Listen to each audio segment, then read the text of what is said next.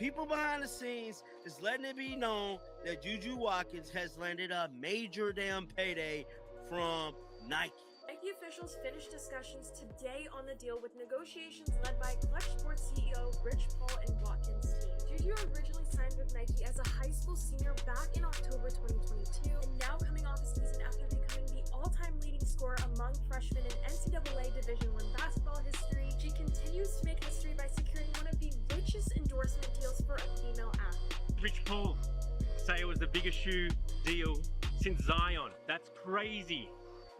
Have you done anything? Have you splashed out with any of the money? No. I try to be very smart, but yeah, just super grateful for the opportunity. Nike just made the most controversial decision in women's basketball history. While Caitlin Clark continues dominating headlines, selling out arenas, and single-handedly reviving WNBA viewership, Nike shocked the sports world by handing USC's JuJu Watkins a massive $30+ million deal that dwarfs Clark's contract. Fans are furious, the backlash is explosive, and this decision might be the biggest marketing blunder since New Coke. Today we're breaking down why Nike chose potential over proven performance, how Rich Paul's Clutch Sports machine engineered this coup, and what this means for the future of women's basketball. This story has everything: jealousy, politics, and millions of dollars.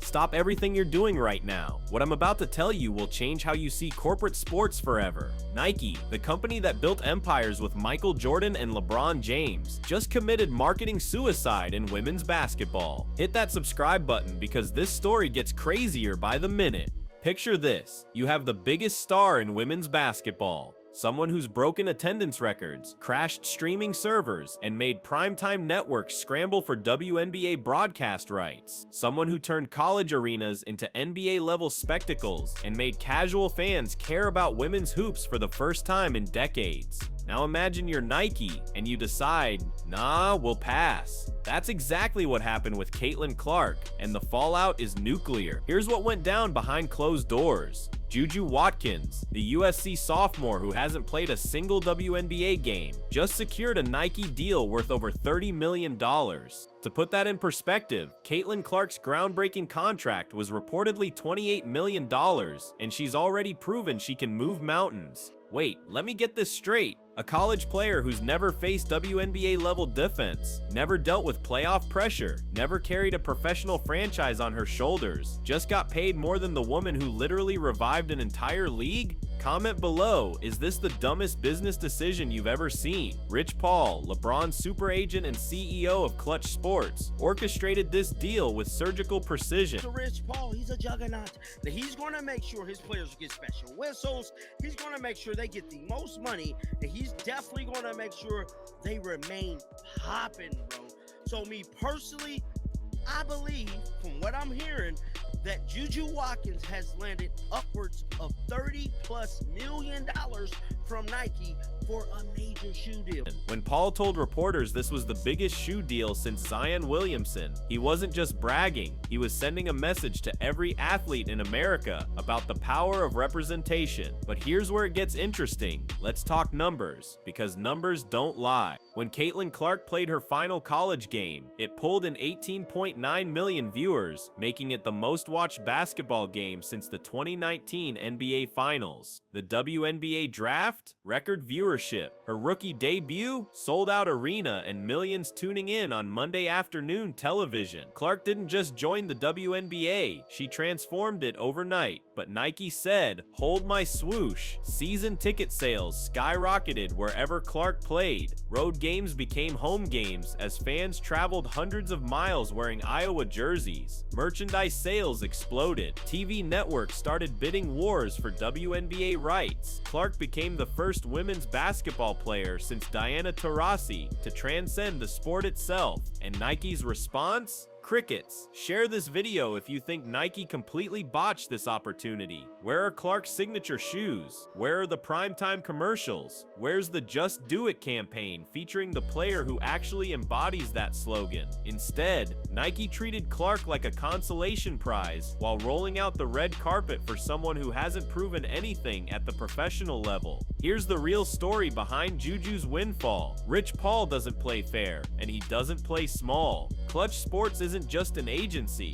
it's a corporate takeover machine. When they want something, they get it. Paul learned from the best, watching LeBron James turn basketball into a billion-dollar brand. Now he's applying those same tactics to every client on his roster, and Nike fell for it hook, line, and swoosh. Paul's strategy is brilliant and ruthless. He doesn't wait for his clients to prove themselves. He manufactures their stardom before they even need it. Magazine covers, podcast appearances, social media campaigns. Clutch Sports creates cultural moments out of thin air. JuJu Watkins will be everywhere before she plays her first WNBA minute. That's the Clutch difference. But here's what Nike missed. Let me know in the comments. Should Caitlin Clark fire her agent?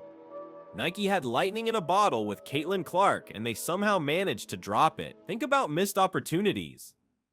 Clark's WNBA debut should have been Nike's Super Bowl moment. Instead of signature shoes dropping with her first professional game, fans got nothing. Instead of commercials celebrating the rookie who was already outselling veteran merchandise, Nike went silent. It's like McDonald's deciding Big Macs aren't worth promoting. Compare this to how Nike treated their male superstars. LeBron had the Chosen One campaign before playing an NBA game. Zion Williamson's shoes were in stores before his NBA debut. But Clark, who actually delivered on every promise and exceeded every expectation, gets treated like an afterthought. The numbers tell the story. Clark's jersey became the fastest selling WNBA jersey in history. Her games consistently drew the highest ratings of the season. Arenas that were half empty before her arrival suddenly had waiting lists for season tickets. Hit the like button if you think Nike's executives need a reality check.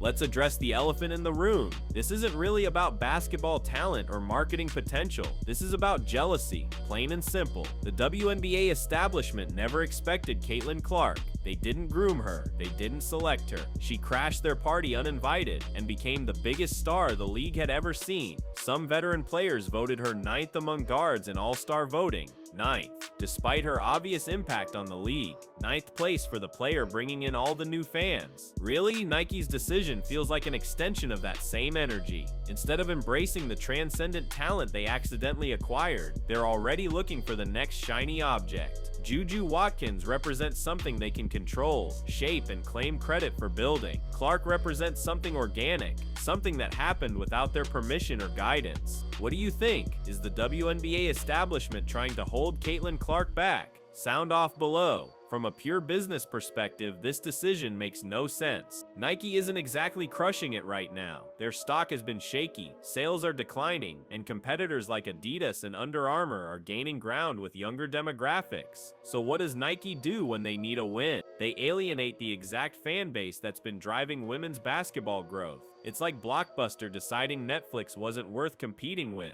Clark's fan base isn't just loyal, they're evangelical. They travel to away games, they buy merchandise, they stream games on their phones during work meetings. These are the customers every brand dreams of having, and Nike just told them their favorite player isn't worth the company's full investment. Meanwhile, Adidas executives are probably popping champagne bottles right now. Imagine the marketing campaign, Nike gave up on greatness. We didn't. Picture Caitlin Clark in 3 stripes with a commercial that says, "Some brands follow the crowd, others recognize greatness." Subscribe and ring that notification bell because this story is far from over. Here's what nobody's talking about. Nike just put enormous pressure on JuJu Watkins, and it's not fair to her. Every time JuJu has an off night in college, every time she struggles with the transition to professional basketball, every time she deals with the inevitable rookie growing pains, people will ask the same question. Is she really worth more than Caitlin Clark? That's not a question any 19-year-old should have to answer. JuJu is undeniably talented. She's got the skills, the athleticism, and the basketball IQ to potentially have a great career. But Nike created an impossible standard by positioning her as more valuable than a proven commodity. Now, instead of being judged on her own merits, she'll be constantly compared to someone who's already conquered professional basketball. This isn't JuJu's fault, but she's the one who'll pay the price for Nike's political gamesmanship. What's your prediction? Will JuJu Watkins live up to this massive contract? Let me know what you think.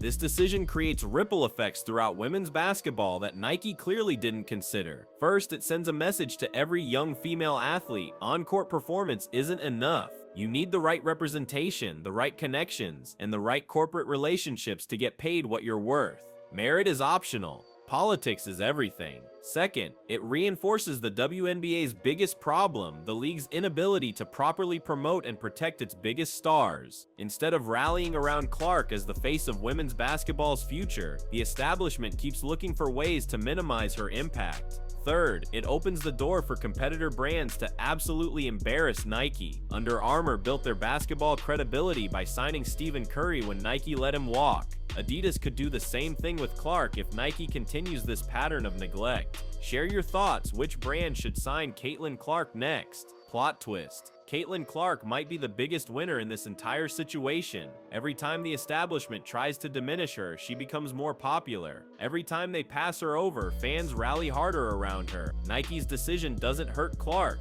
It makes her a sympathetic figure and proves she's succeeded despite the system, not because of it. Sometimes the best thing that can happen to a superstar is getting disrespected. Clark now has a built-in narrative that transcends basketball. She's the undervalued talent fighting against corporate politics. That's marketing gold that no advertising campaign can manufacture. Plus, when her Nike contract expires, every brand in America will be lining up with Brinks trucks. Nike just created a bidding war they might not be able to win. Hit subscribe if you want to see how this story unfolds over the next few years. This controversy reveals something deeper about modern sports marketing. Authenticity has become secondary to influence peddling. Nike didn't choose JuJu because her metrics were better. They chose her because Rich Paul demanded it and LeBron co-signed it. Corporate America has become so focused on managing relationships that they've forgotten about managing results. When did proven performance become less valuable than potential promise? This isn't just about women's basketball, it's about how major brands make decisions in 2024. Do you reward the person who actually moves the needle, or do you reward the person whose agent has the most leverage? Nike chose leverage over logic, and now they're dealing with the consequences. What do you think about corporate decision-making in sports? Drop your thoughts in the comments.